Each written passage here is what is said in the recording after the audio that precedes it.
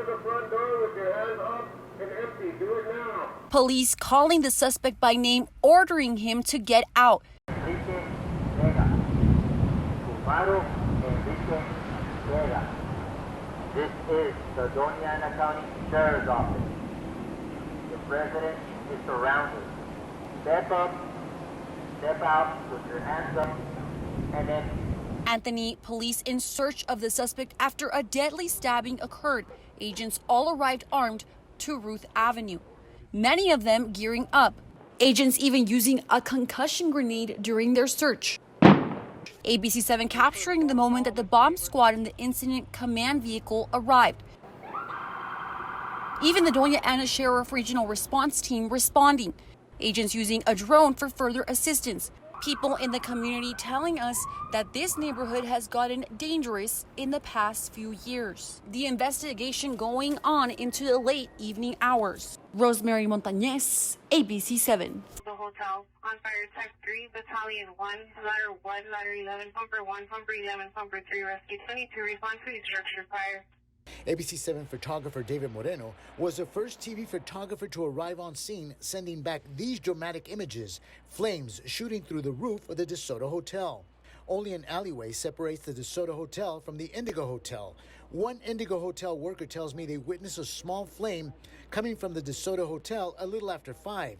That worker tells me concerns over the fire spreading to the Indigo Hotel prompted management to begin evacuating people from the Indigo Hotel and the street-level restaurant between 5:30 and 5:40.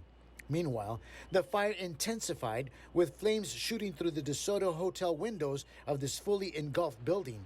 Seeing conditions were worsening, firefighters were ordered to evacuate the hotel to begin attacking the blaze from the multiple ladder fire trucks extending to the 4th floor of the hotel. These images show parts of the roof collapsing. Charred debris started crumbling. One restaurant owner not far from the burning hotel spoke to ABC7's Dylan McKim about his fears about his own livelihood going up in smoke. All hands on deck, no El Paso firefighter was available to comment on this developing story. Police and firefighters were concerned for the public safety and closed off streets surrounding the hotel out of fear of a possible building collapse. But only an experienced firefighter could describe what was actually happening. Fortunately, Fort Lauderdale Deputy Fire Chief John San Angelo watched our continuing coverage and offered his expertise. So basically, they're operating with all the water that they're putting on top. That floor that's just adjacent from the roof has now collapsed. It pancaked down to the next floor. That was that loud noise. Yeah, you could definitely see it. There was a loud noise, and you could see the floor go down through it. Based on your experience, could the walls collapse? It could, yeah. I thought it was originally this wall here. They call that the D side. I originally thought it was that, but it wasn't. It was the floor that collapsed. Some medication? Yes. Okay, yes, I'll help you right up at the front. There is just so many people that are showing up for services that even at our clinic here, we're getting sometimes wait times of 2 hours or more.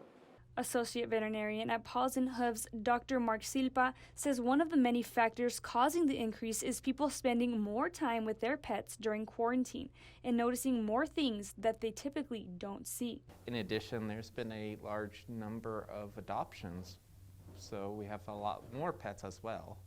Along with the spike in visits, El Paso Animal Hospital managing veterinarian Dr. Orlando Garza says he has seen a significant decrease in his staffing due to the pandemic. I've lost more staff members this last 12 months than I had the previous 20 years combined. Silpa says vets are working close to 60 hours a week, some not even being able to take lunch. Due to the high demand of medical supplies like gloves, vets struggle to get this box that they used to get for $1, now up to $20. Dr. Garza also tells me they are seeing a shortage of medication they use on a daily basis. Even penicillin right now is almost next to impossible to get a hold of. Some of the heart medications that we use are unavailable. Some people from Alamogordo and Las Cruces, desperate and unable to get an appointment for up to 3 weeks, decide to make the trip to El Paso to get care for their pets. And that complicates and piles on even more because we already have a full load with all of our regular clients and new people coming in. Due to low staffing, the clinic has been forced to make adjustments such as limiting surgeries to certain days and cutting hours for their clinic. Dr. Silpa wants to remind people to be patient with your local veterinarians. Just be kind, and we'll be with you as soon as possible. Brianna Perez, ABC 7. Yeah, we're in 3219 Nashville. That's in central El Paso. We've pretty much been here all day. The damage from those storm waters still so evident in this central El Paso neighborhood. Storm waters turned deadly. All it took was a few feet of water. The water rushing inside the home, knocking down the wall inside the living room. Neighbors hearing the cries for help. So me and my fiance came outside to the front to figure out what's going on. Like, why is there someone screaming? Neighbors telling me they all rushed over to help. But it was not enough. A 65-year-old woman died in the process. Neighbors telling me this is the first time the water has come through this heavily. Neighbors say that this drainage system is completely clogged, and that failed that grandmother and that 2-year-old last night. Neighbors adding that the fire crews were not equipped. The dive team got here and didn't even have equipment to get to them. Like, the dive team themselves don't even have enough equipment. Like, why are you going to send a dive team with no dive equipment? Like, that just shows then in itself that the city's not prepared. We have a lot of calls throughout the town, throughout the city, and we are deploying a lot of resources right now when we are having all these incidents regarding flooding. Now, neighbors fear for their own safety, reliving the memories so close by. And the family continues to ask for prayers for that 2-year-old toddler. Of course, a GoFundMe page has been set up. There will be a link on our website. For now, in Central El Paso, Rosemary Montañez, ABC 7. According to the National Weather Service in Cloudcroft, New Mexico, the first snow falls typically around November 10th, but this year we saw it come around December 31st. Take a look at how it looked just a few days ago. This is how Cloudcroft looked just a few weeks ago. A couple of weeks later, a blanket of snow now covers the ground. Visitors are pleasantly surprised after driving miles to see snow. No, Murphy, did you have a good time sledding? Yeah, we had a good time. She is kind of a desert baby and was born here, and we were just really excited to be able to bring her up and play in the snow. Building snowmen, sledding down hills, and even gearing up to hit the ice. Business owners also couldn't be happier to see the snow, saying they rely on Mother Nature to attract their customers. So with that comes some negatives, which means that we don't always get the moisture at the right time of the year. So we're very thankful that we do have it at this point. Ski Cloudcroft School Director Rick Bonnell says that because this has been an unusual year with the warmer weather, they were forced to open the resort with man-made snow. He says around this time they usually see 1,000 skiers, and right now they're seeing about 600. But without natural snow, it's affected pretty much all of New Mexico and southern Colorado this year. And so everybody that's in this storm right now, all the ski areas, we've been on the phone with everybody the last day or two, and everybody's really happy because it really cuts into business when you don't have natural snow. Bonnell has a few tips to those preparing to make their way to the snow. You're going to come to the mountains, be prepared for the mountains because the mountains are cold, and if you do have car trouble or get stuck or anything, you want to be able to be warm and dry. That's the key thing, is to stay warm and dry and you'll be safe. Bonnell says they expect to see several more inches of snow and invite tourists to come down and enjoy the fun. Reporting, Brianna Perez, ABC 7. Yeah, we're in 3219 Nashville. That's in central El Paso. We've pretty much been here all day. The damage from those storm waters still so evident in this central El Paso neighborhood. Storm waters turned deadly. All it took was a few feet of water. The water rushing inside the home, knocking down the wall inside the living room. Neighbors hearing the cries for help. So me and my fiance came outside to the front to figure out what's going on. Like, why is there someone screaming? Neighbors telling me they all rushed over to help. But it was not enough. A 65-year-old woman died in the process. Neighbors telling me this is the first time the water has come through this heavily. Neighbors say that this drainage system is completely clogged, and that failed that grandmother and that 2-year-old last night. Neighbors adding that the fire crews were not equipped. The dive team got here and didn't even have equipment to get to them. Like, the dive team themselves don't even have enough equipment. Like, why are you going to send a dive team with no dive equipment? Like, that just shows then in itself that the city's not prepared.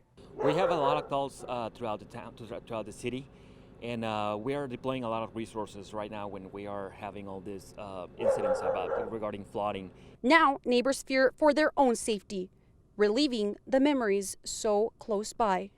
And the family continues to ask for prayers for that 2-year-old toddler. Of course, a GoFundMe page has been set up. There will be a link on our website. For now, in Central El Paso, Rosemary Montañez, ABC 7.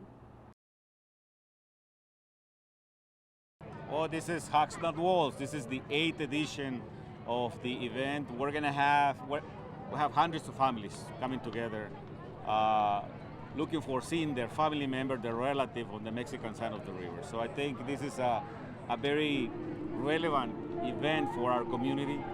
This is to remind us that we have thousands and thousands of families that are being separated by the border, but also by immigration policies, by harsh immigration policies. Porque América es todo el continente. Desde que nace aquí es americano. ¿Y cómo se siente de que los va a poder ver otra vez después de 3 años? No me pregunte, casi estoy llorando. Sí, estoy muy emocionada. We came to see my brother. Yeah, he's been over there for, this is his 3rd year. Yeah, so right now it's more about my moral support for my mom, so it's more about her going and seeing her son.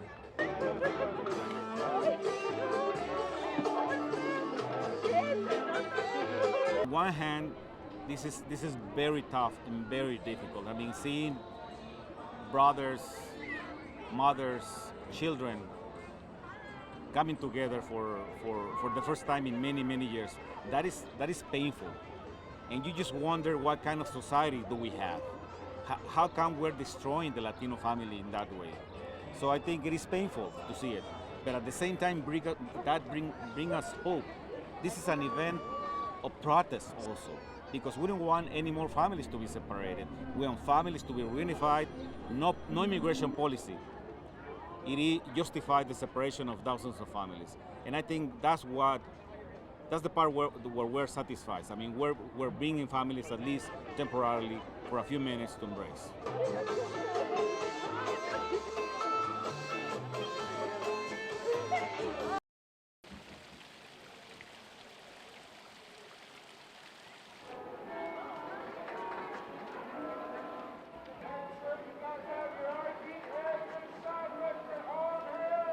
Hi, my name is Augustine Bosa from Church Terrace Medical Center.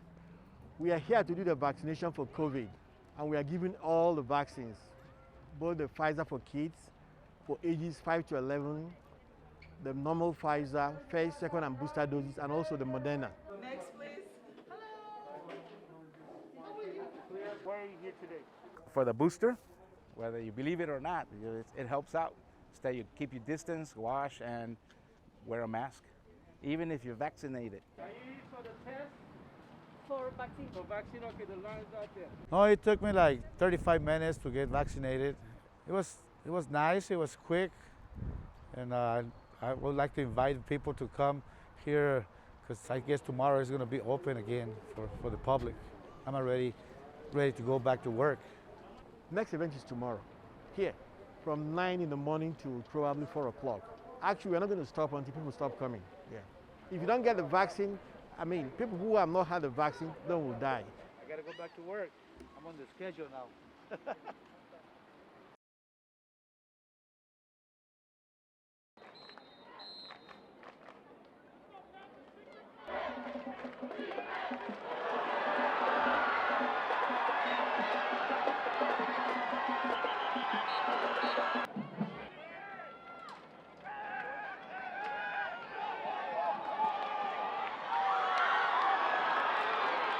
At the end of the first quarter,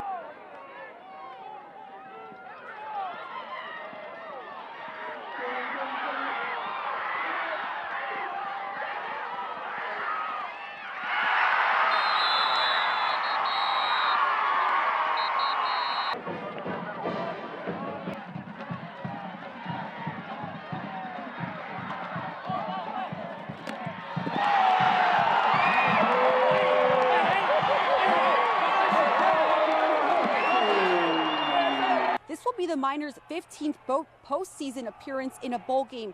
Many are expecting Miner fans to make the weekend trip up to Albuquerque to cheer on their team. I spoke with host Steve Kaplowitz. He talked to our cameras about the importance of this game. And tickets to this New Mexico Bowl are $40 each. The information on where you can get your tickets is on our website, kvia.com. Coming up on ABC7 at 10, more on what you Miners are planning to do ahead of this big game. For now, Rosemary Montañez, ABC7. Will, Kate, and JC, we're at Trans Mountain Road. Right over my shoulder in this ridge is where the mountain rescue is taking place. Now, officials with the El Paso Fire Department told me that the call came in at around 3:30 this afternoon. They tell me that as of right now, 2 teams were sent to help that individual that was hurt. Now, what happened, it's a male in his 20s, and that male sustained a leg injury while he was hiking. A friend that I was talking to, a friend of the hiker that was injured, was hiking with them. It was a group of 3 hikers. They tell me that they were walking and all of a sudden he fell to the ground, and as a result they did have to call the fire crews to come rescue them. They told me that it is very rare for them to be out here and be hiking, but the firefighters are already with that individual. That friend told me that that injured hiker is not in pain, but they are trying to figure out how to get him down as quickly as possible.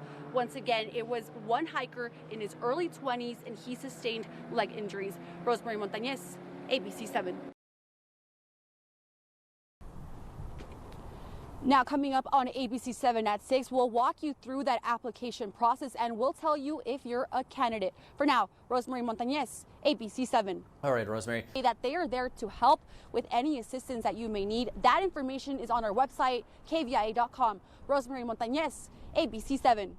Again, that number is 915-212-4000. Reporting live in Central El Paso, Dylan McKim, ABC7. And representing ABC7 and possibly even looking the best he's ever looked is ABC7 Sewell Signs. Sewell, obviously a fun event, but more importantly an event to help raise funds. And you've got the easy job here. You don't have to do it in a fire suit.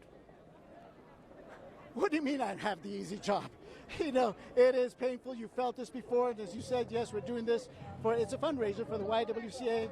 Walk a mile in their shoes, and I can tell you it is painful. But you know what? These guys are wearing 80 pounds of gear. And with us is Alfonso Matias, who's with Horizon City Fire. Tell me, how long have you been doing it, and why do you do it? We've been doing it around 5 to 6 years. I've been doing it around 5 years, and we do it just to show them more support in our community, show them that we always got their back no matter what. I know folks at home, because I was thinking the very same thing. Why do it with the entire 80 pounds of gear? It's to show them, we use our gear for everything, so we use it for every event as well. Good, that's awesome. And did you all do some sort of fundraiser? I mean, obviously, you know that YWCA was the goal was to raise $250,000, but they've already raised $232,000. We usually do the donation for our department, and then we go from there. Yes, sir. What are your thoughts right now as you're walking on these hills? Are you in as much pain as I am? I don't know. I think I've done it so many times, I'm okay with it, I guess. It does hurt, but yes.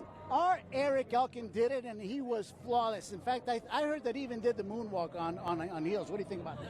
I don't know about a moonwalk, but I could do it with gear, that's for sure.